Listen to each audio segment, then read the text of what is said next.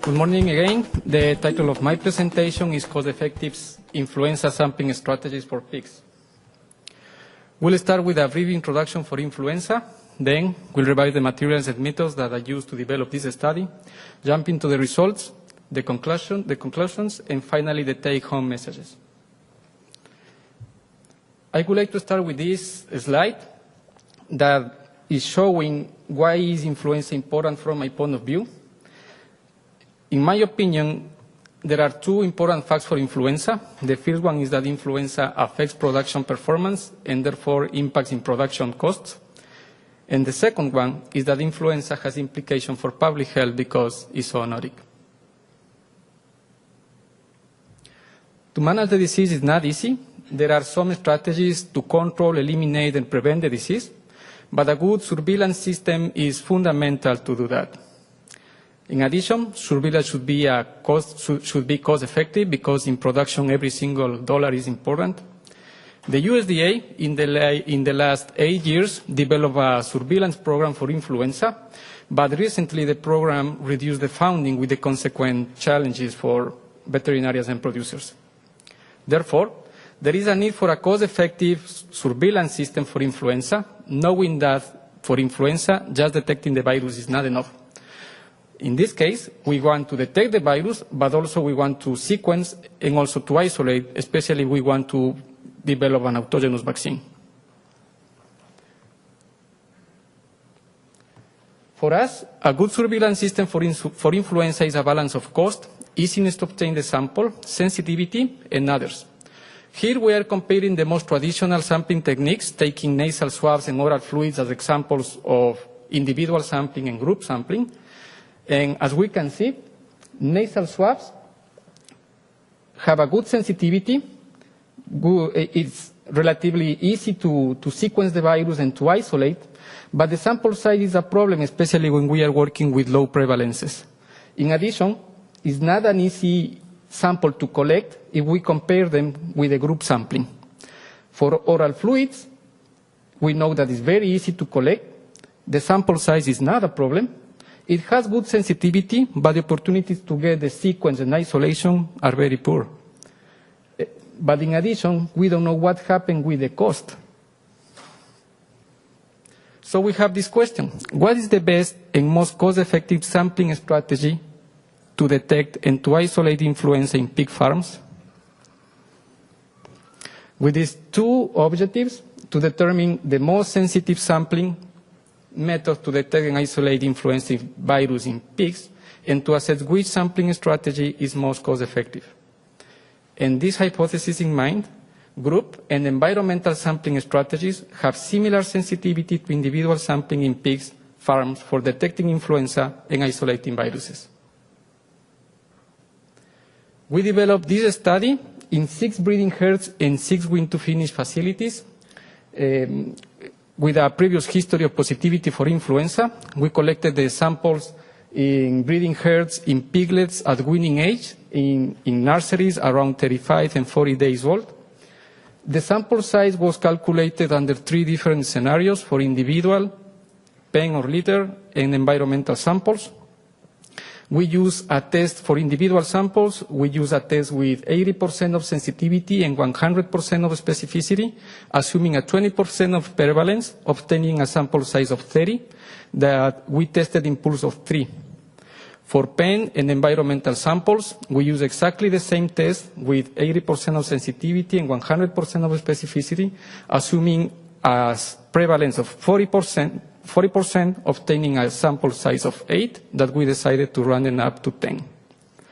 The tests that we used were real-time PCR for detecting the virus and cell culture in MDCK cell lines for isolation. Finally, the data was analyzed using Kappa to measure agreement between the techniques, Magnemar and C-test to assess which one is the best strategy, and finally, a generalized linear mixed model to determine the probability to get a positive sample for influenza. So we are comparing 8 different techniques or strategies for influenza surveillance, including at individual level, pen or leader level, and environmental level. For individual sampling, we collected nasal swabs, nasal wipes, and oropharyngeal swabs. We did this collecting those samples from the same pigs. We selected the pigs based in clinical signs for influenza, and when we didn't have clinical signs, we selected them just randomly. Then we collected oral fluids, surfaces wipes, and other skin wipes from the same litter or pen where we collected previously the individual samples. And finally, we collected airborne particle deposition and air from the same room where we collected pen and litter sampling and individual sampling. The materials that we used for collecting nasal swabs and oropharyngeal swabs, we used the traditional Dacron swabs. For nasal wipes, airborne particle deposition, surfaces wipes, and other skin wipes, we use a gauze of 3 by 3 centimeters with 10 ml of a media called DMEM. This media is important, especially for the virus preservation in the transportation from the farm to the lab. For oral fluids, we use ropes, and finally for air, we use the cyclonic air collectors with the same media, with 10 ml of the same media that I described previously. Here we have some pictures because some of these strategies are novel and are not conventional, but everybody here knows how to collect a nasal swab, just introducing the swab in each nostril. For collecting nasal wipes, we use a wipe, or we wipe the mucus over the nose in pigs. For collecting oropharyngeal swabs, we introduce a swab in trying to get the deeper portion of the mouth. We're targeting to collect the saliva and the mucosa that we have in there.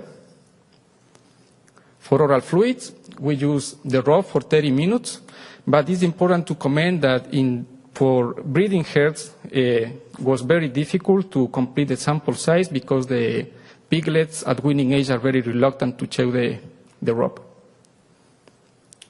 For collecting surfaces wipes, we wipe those surfaces with some contact with the pig's nose, especially feeders, water phones, or panels or crates in the case of farrowing rooms. We collected the other skin wipes using the same wipe. The technique here is very easy, just wiping the skin around the udder.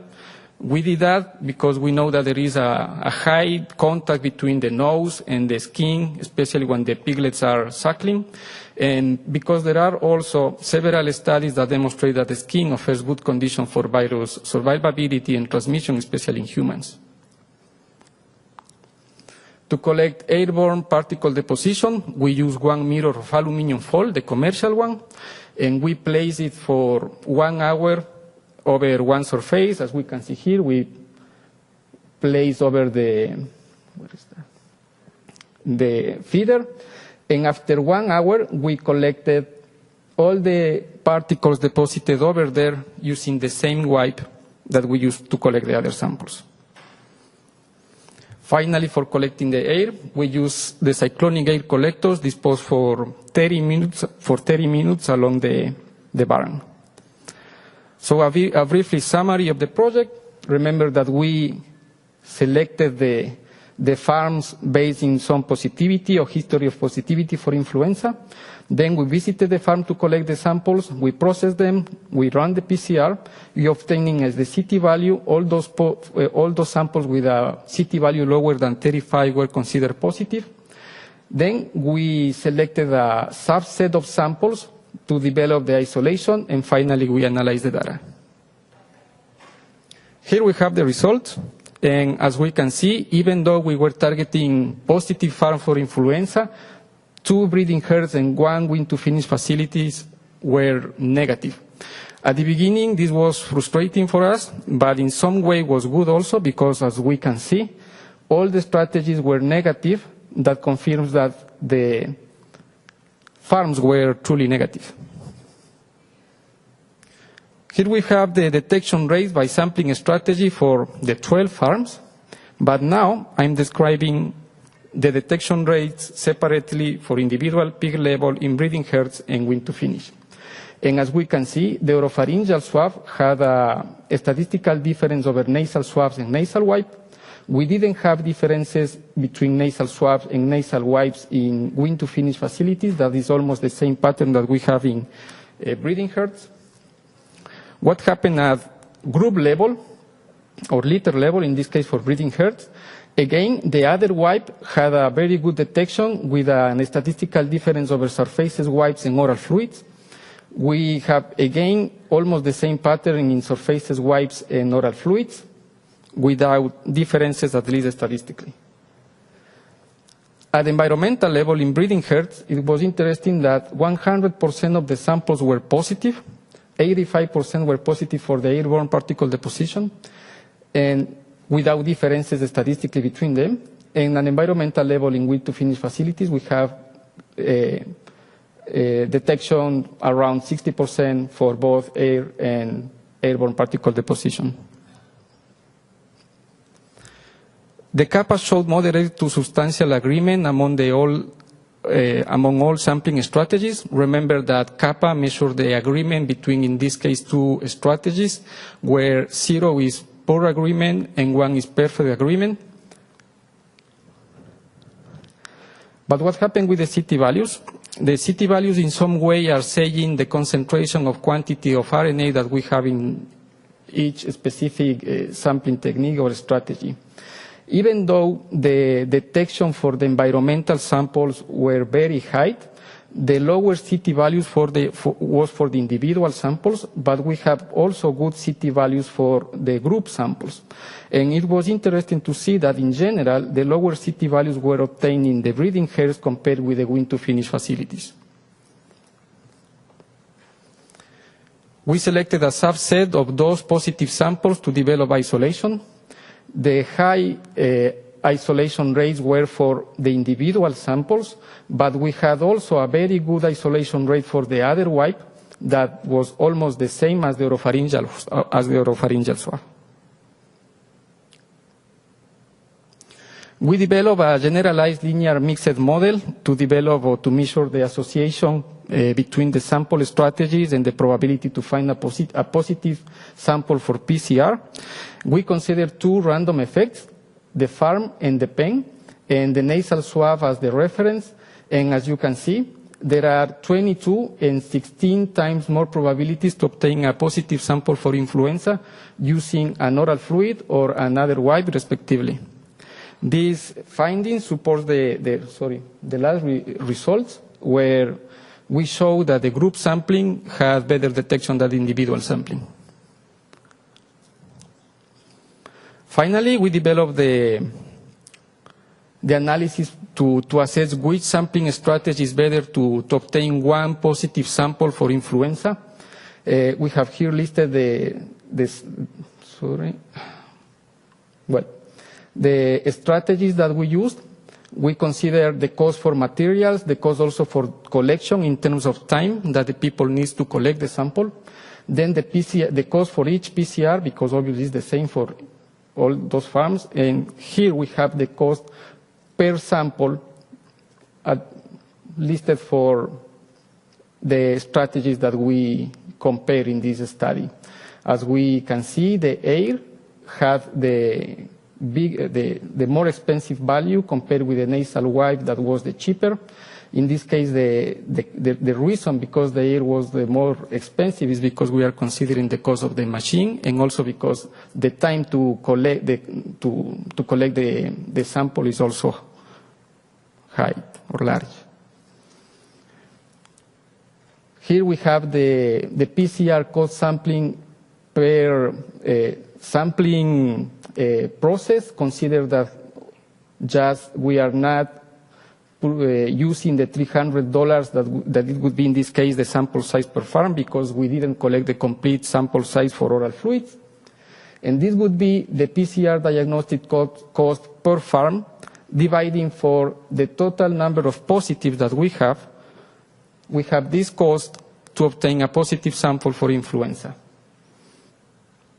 According to this analysis, the golden ribbon would be for the airborne particle deposition, followed for the other wipe, and finally the oropharyngeal swab. We did exactly the same analysis for the nurseries, and the result that we have here was, again, the gold ribbon for the airborne particle deposition, followed by the surfaces wiped, and finally, the oral fluids. With this, we could say that the cost is detection dependent. As lower is the detection, as high is the detection, lower is the cost. And group and environmental sampling strategies are most cost effective in general. So in conclusions, in this study, group and environmental sampling strategies have similar sensitivity to individual sampling. For individual sampling strategies, oropharyngeal swabs were the best. Other skin wipes provided isolation and detection rates equivalent to oropharyngeal swabs. Group and environmental sampling strategies based at least on PCR detection were most effective given that they detected more positives. Airborne influenza was readily detected in the air of farrowing rooms, and other wipes offer an acceptable balance of cost, easy of collection, and good detection and isolation rates. As take-home messages, sampling the skin of the adder appears to be a sensitive method to identify positive leaders and to isolate influenza A virus, and lactating sows and environment could have an important role in transmission and maintenance of flu in populations. With this, I would like to thank to my advisor, Dr. Montse Torre Morel, also to Dr. Marie Kuhlheim and Julio Alvarez, the swine group students, special thanks for Mi Yang and Nirmala, also to the veterinarians and companies who supported the project, providing the funds for collecting the samples, and finally to the Swine Disease Eradication Center for providing the funding.